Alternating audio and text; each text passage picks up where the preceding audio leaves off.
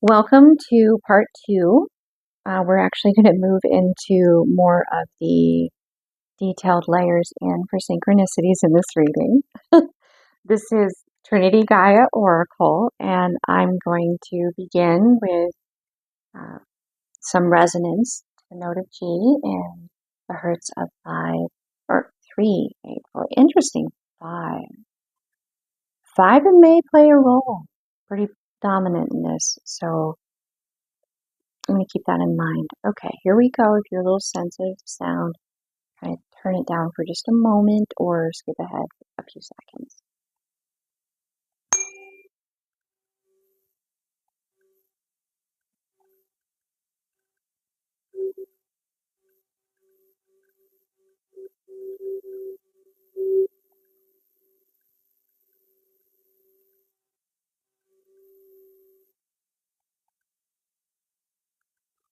Okay, I would like to really welcome you guys here in this moment, in this co-creation, and know that you're welcome. Know that this space is a space that I would like to invite you to feel like it's a conversation. We're just two people sitting down, living room, somewhere just chilling, just talking to one another. And even though we don't know one another, we're just cutting through all the superficial right to the deep. It's pretty much just that ease, that comfort, that putting your feet back and just really being seen and heard. I do invite you to, if it resonates, it resonates. If it doesn't, it may be something for someone else, and it may be for you at some other time. But being open to all of it and considering it and using your discernment with it. You know your true north. No one else can tell you your true north. No one. Listen to divine over man. Listen to that knowing, that voice without sound over anything that man could teach. So for opening the more detailed layer,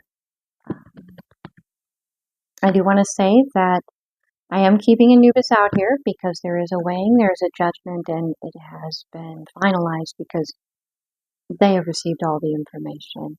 They have the full perspective of your entire life. Every thought, every feeling, every emotion, you as a collective tapped in. And this is definitely related to the collective readings for divine masculine, divine feminine, soul connection, deep soul connection, past life connection. This is a coming together of those two collectives that I've been reading for. I didn't realize till today, the download hit me, it blew my mind that this is actually for both of you. Like the higher and the lower and the two of you, and like that's why it sounded so like a teacher trying to like teach. Like if you watch them, there's moments where I'm like, I feel like I'm preachy. Like I'm like, why don't you understand? And that's what I was what I was channeling. The divine, the higher, the heavens, the aspects of the divine. This particular energy was like, why aren't you talking to me? Why aren't you hearing? Why aren't you understanding? Why aren't you giving me this information? I need to know your perspective. I need to know. Please connect. That's what that frustration was. It was really kind of interesting. So, the other thing too is chocolate. For some reason, is like a big theme today. Chocolate is it's a natural antidepressant for one, but it also releases the same chemicals in your brain as when you're falling in love or when you're first bonding with your child after they're born. So this may be something as a collective, like whatever that may be, because I know some people, they're allergic to chocolate. whatever that may be, if it's, I'm probably going to pronounce this wrong. I think it's ashwagandha. Like maybe it's an herb that is like really good at elevating mood, and it's natural, it's not pharmaceutical. You can get it in tea, maybe it's mushroom tea. However it may be, right now having that comfort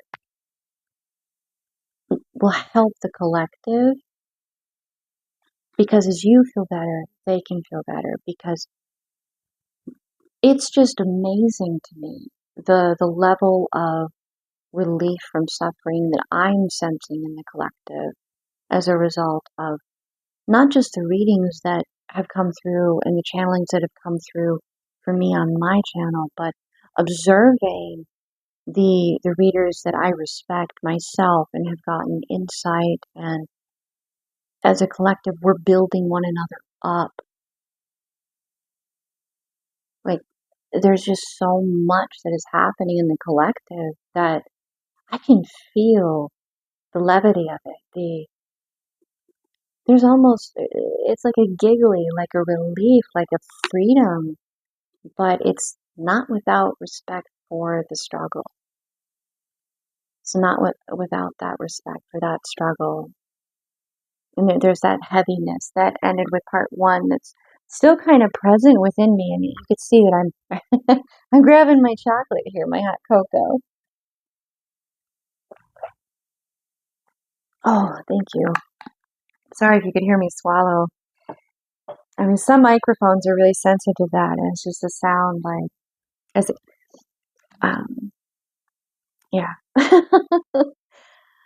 So with that, like, I don't know if I did this in part one because I was just like pure channeling, but part two, like there was a lot of energy.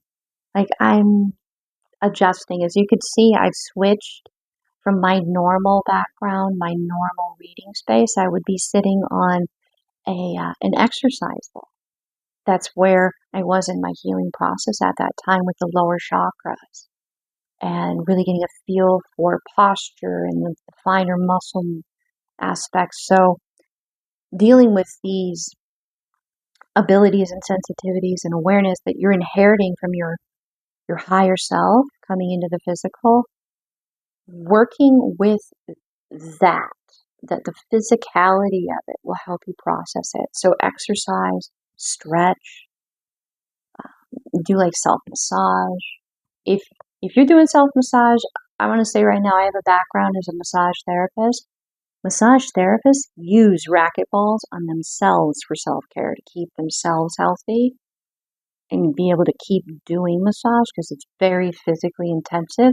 I have no problem sharing that advice because it's true. It's true. I mean, be mindful with where you use it, but that's really up to you. You know, that's kind of on you.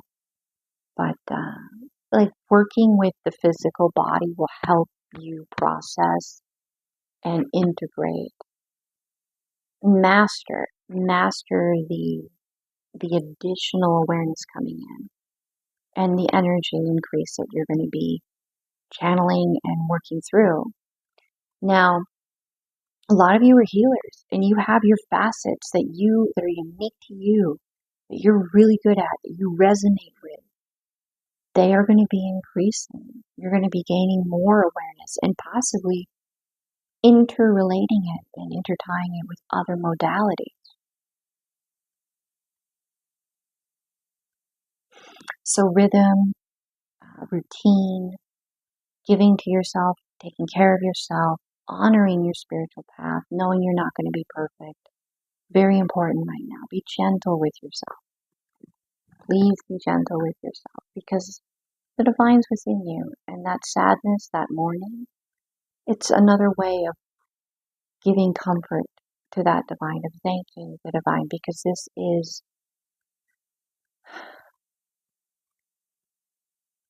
the faith of this collective, the love present within the hearts in this collective, moved the heavens, the earth, the underworld. That's a lot. That's a lot of movement. That's a lot of energy. That's a lot the divine's been doing. The divine has been very busy. divine, give the divine a hug, just be like, God, we appreciate you right now. We're not asking for anything but just for you to know you're appreciated and loved. So I'm going to open with one of these cards here, and I have a couple of new decks that I'm working with that I was called to purchase, to add, to integrate new lessons and work with new energies. And this one is a little more based in like science. So it's about how we talk to ourselves a lot, and how we relate to the energy and how we manifest. And it's about challenging yourselves to approach it from a different angle that feels more empowering and positive, so we can stay balanced. The subconscious is a vast thing. So it's kind of like tending to your garden. I think that's a Buddhist concept, that meditation is like, it's tending to your garden. Every day, my mom she loved working with the earth and gardening. So she would read every day, every day. And it was her zen. Also, there's actual bacteria in earth that is a natural antidepressant. So if you're where you have access and it's comfortable, I mean, it's winter, we're moving into winter here. So maybe a bit chilly to be outside and barefoot or, elbow deep in soil. But if you have that opportunity, embrace that and know that you're not just elevating your experience, you're helping the collective have an elevated experience by giving to yourself. We're all connected, and that helps the divine too. But yeah, I kind of feel like the divine is just kind of needing us to take care of ourselves so that we can care for the divine right now. Show gratitude, because this was a lot. This is the way to give that gift back, right? So internal time code. Time is not just a linear concept. It's how you mentally organize your experience. And we jump around. We do. We jump around. Like some of the people I'm channeling for right now, they'll encounter this in a year and it'll resonate. But they were part of this very thing. So know that when you're watching this, it's timeless. Okay? It's timeless. You're a part of this. You're here. And for the cross watchers, they want to understand the divine too. That's why they're here. And that's part of why discomfort is needed. Because the divine is seeing how things actually are right now. And it just kind of needs a hug. Like if you have a teddy bear, just give it a good squeeze, or a pillow, or something, right? Gosh, okay. I need to shake that energy off a little bit here, guys. Have some more chocolate. Examine how you think about time and how that affects your actions. Are you too focused on the past or overly concerned with the future? Adjust your internal time code to ensure a balanced, productive approach to life. And the thing with this image, he's just in the now, surrounded by all of these images, and he's not really looking at them. He's not letting them bombard him. He's choosing how he thinks. He's not letting it be determined by the overabundance of noise coming at him. We have a number synchronicity right now of 5-5, which breaks to a 10. There's peace to be found in the midst of chaos. So you know yourself. And part of knowing yourself is maintaining that like keeping yourself like aware of where you are. It's you never stop learning. Never stop learning. Even the masters still have a lot to learn from their students. Any good teacher learns a lot about teaching from their students. They learn about themselves. We're all mirrors. It's not a power differential between the two at all. It's not. It's just roll, right? Okay, so we're going to grab these here. Now I'm using these decks and they're new to me. And with every deck, I go on kind of a journey with it. I do. It's its own unique path. And these two, they're paired together and they work with your soul in like the light and the shadow of you. The catalyst, and which would be the light. Like they say in the beginning there was darkness and then there was light. So within darkness or the void is everything you need to create, just sitting there waiting for the catalyst, waiting for the light. And creation comes out of that. So these two decks, they're companion decks, and it's the secret language of light and the secret language of darkness. Now, with any deck I get, I use my discernment because I'm very aware, and I invite you guys to do the same. Trust your intuition over any man. Trust your connection to the divine over man. So, for me personally in my journey, I'm very skeptical of anything that wants me to give it a name or a personality and say it's of me. My internal experience, my own personal path. And that's me. And that may change. And that's part of learning and growing. But I do caution you that, you know, like my own inner child, she doesn't have a different name from me. She is me. My ego, my healed, integrated ego, is learning so much and feels so empowered right now because they're not my enemy. They're my ally. They feel empowered and they're learning. My ego doesn't have a separate name. Same with consciousness and higher self. It's all me. And at the beginning, because it's implied that it's to help you, that it's to help you be safe, which that implies you're not. See what I mean? But I'm not going to throw out the baby with the bathwater here. And I invite you to do the same. We are all a balance of both. And it's possible if this is a test for me. Excuse me. And it's possible it could be a test for you guys too, whenever you encounter anything like this. But they invite me to like give a separate name and identity to my light, and a separate name and identity to my own like darkness, my own shadow. And no, I'm not doing that. It's all me. And I've gone through and done the meditations that are with each card. And it's all kind of worked out organically, and I've made it my own.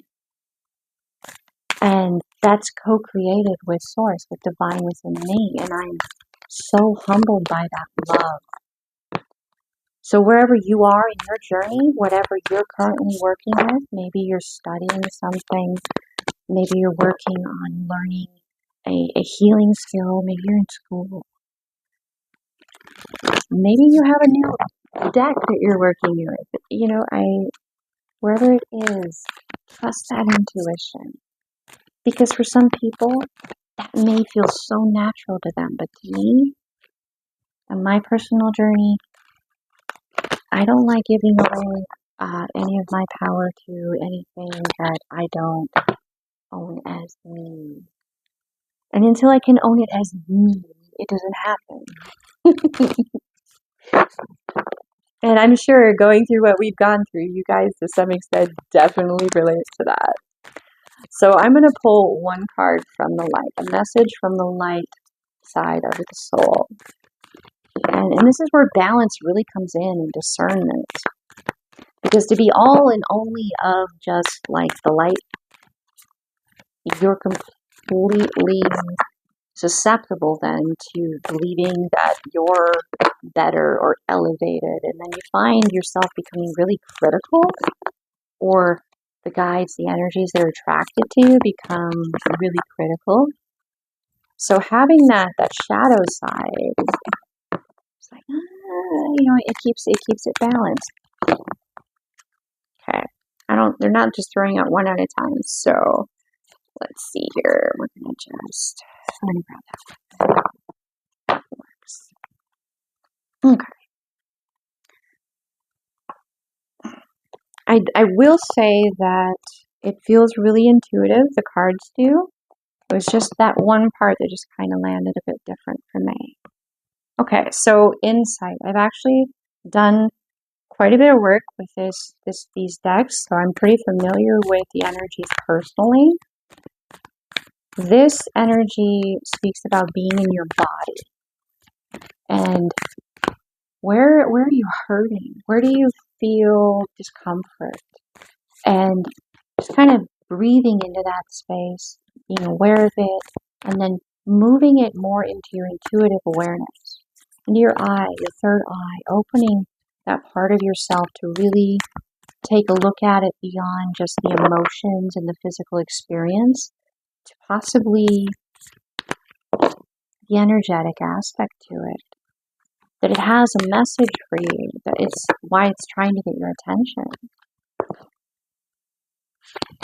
And you can work with that organically. You don't necessarily need to follow any specific meditation or, jump on one leg and rub your belly with one arm in a clockwise direction 3 times and counter, while chewing gum, that kind of thing.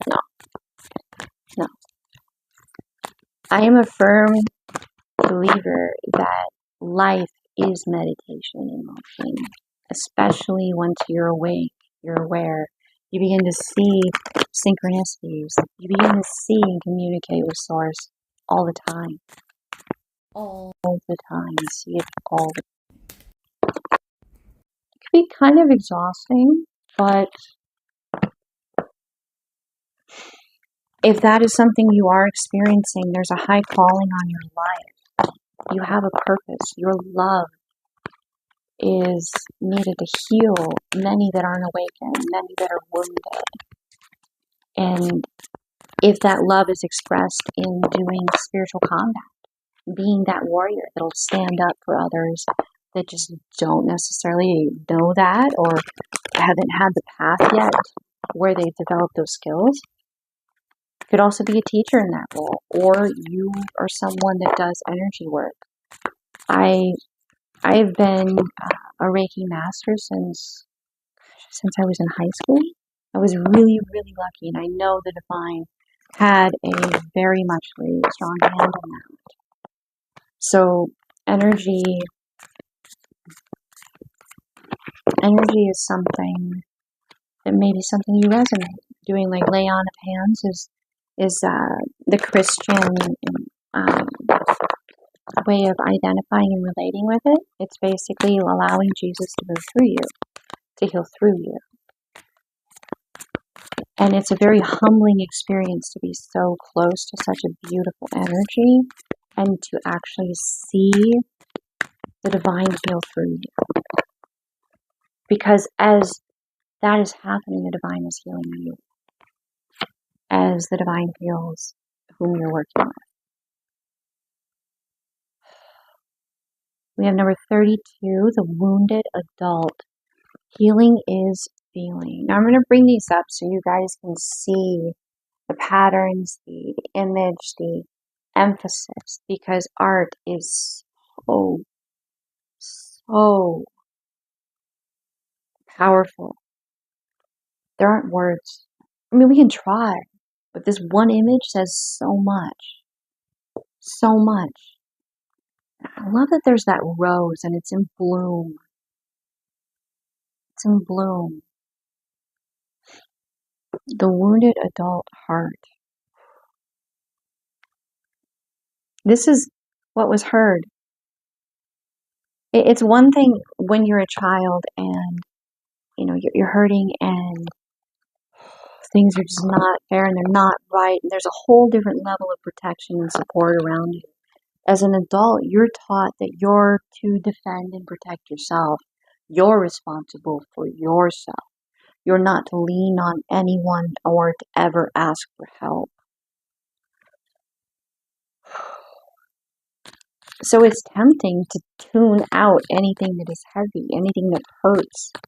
And instead of be in the now and go within, be distracted by all the awesome distractions that are available to us in this time. I invite you, though, that if and when you do find yourself ready to challenge yourself in this way, the divine reaches you even there.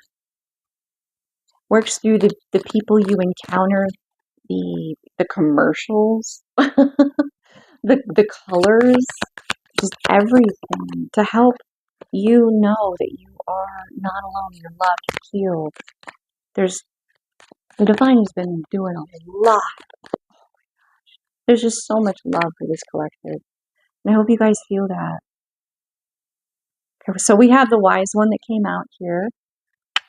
This is the new deck as well that I'm working with. But I do kind of have a background in not necessarily D&D, but I grew up with the magic, the gathering, and my dad was like big into the Renaissance, and he was just a really cool dude, and so I have some familiarity with this. And this card came out in an earlier reading for the collective that I did before I recorded. This is harvest. This is harvest. This is what you've been working for, and there's a mudra present in this hand. I'm not sure what it is. I do have a book on it, and I'll pin it in the comments when I find it. But there is a significance in channeling your energy in this specific hand pose. Like each finger resonates with an element, and okay, so it's tradition and order. So this is like order out of chaos. Order out of chaos. The feeling is that you guys have been trying to be heard. You've been trying to set that alarm off, right? You've been trying and trying and trying and trying and trying. And it finally got to a point where all of that info was able to come through. Okay, then we have the Spy Master. Knowledge and distrust. This is an emphasis on heavy's the head that wears the crown. Being a wise one in this essence, it's kind of like you're a doctorate level individual and you're teaching kindergartners. And you're very aware of how you word things and how you move and the order in which to present information so it's digestible for them to help support them in growing. Now apply that to you're a spiritually awakened and aware individual that is balanced and working with a counterpart to model, to show, to demonstrate what love not only sounds like, walks like. So it's going over those basics, and it's also for that inner child within each of us, because you're not on this path because life has been easy. We have our wounds, and our counterpart is the only person that can really, really heal those wounds by contradicting the false narrative we've been shown. This is not love. This is love. The words I'm getting, by the way, number synchronicity 10, 10. This is mirrored. Both of you are realizing this. Both of you are realizing this.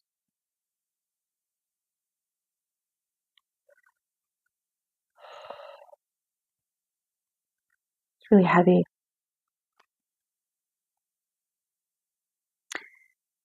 Most of the time when you talk about unconditional love, it is between a parent and a child. That is the one thing that is the most common example because it's the most commonly observed and seen. But even there is rarer than we'd like it to be.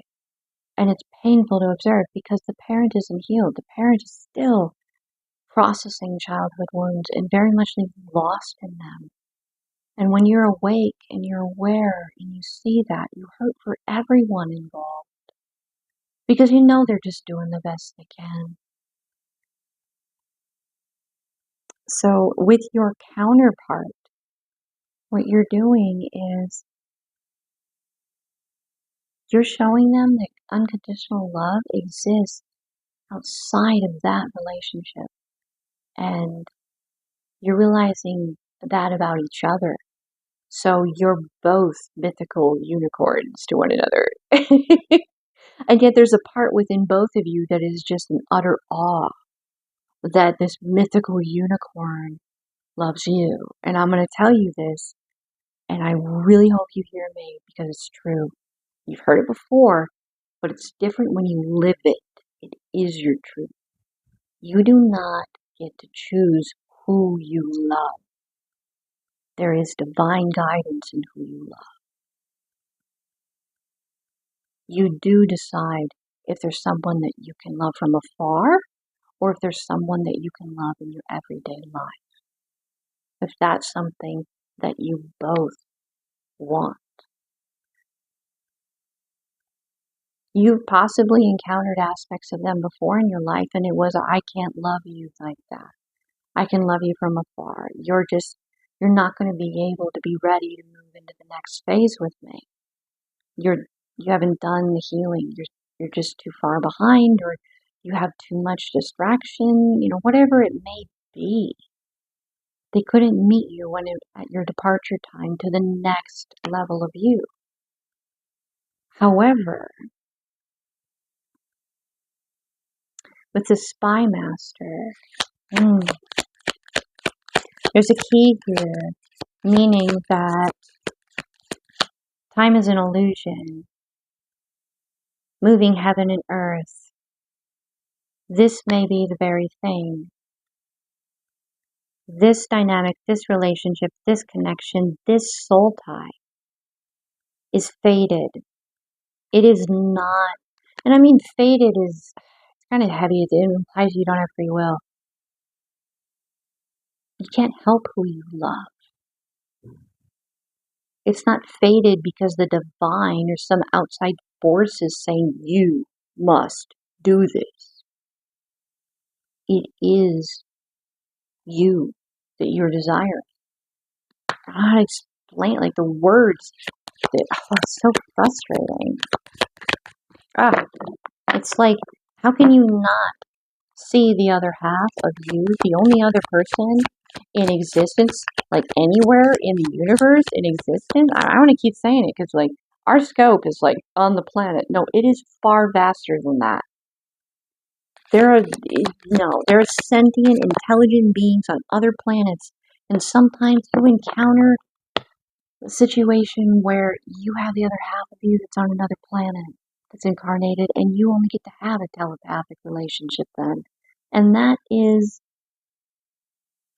I mean, in a way it's kind of sad, but it was what your soul chose that lifetime. There was something your soul needed in that. Okay, we're gonna leave that at this point. This is the co-creation in love with Source, with Divine. This is definitely a union energy because Divine is a part of this connection and neither one of you can ignore it because you know what's going on is beyond you. Even if one of you is just freshly waking to this and you get to have the experience of slowly trying to expose them to the vastness that they are without scaring them. Oh my goodness, the challenge. Oh, because you look back at your own experience and you're like, this was like, oh my goodness. Because our world, it's put so much effort into keeping us asleep with all these distractions, all these, screens and like reality TV. You remember that? Wow, okay, that's a synchronicity. Okay, Big Brother. you guys know? I mean, I hope you do. I hope you do. You're awakened. I mean, how could you not know about like V for Vendetta or the book 1984 written by George Orwell? Or, yeah, just wow. Okay. I'm a little ahead of myself there. But the reality TV show, Big Brother, that was a big thing when it first happened because it wasn't actually reality at all. It was artificial. It was like an artificial, it was a soap opera masquerading as a reality TV show. Oh my gosh. And a lot of the illusions that we have broken through, that now the divine sees all the ways in which things were twisted in the perception and the information that they had coming before them. Like,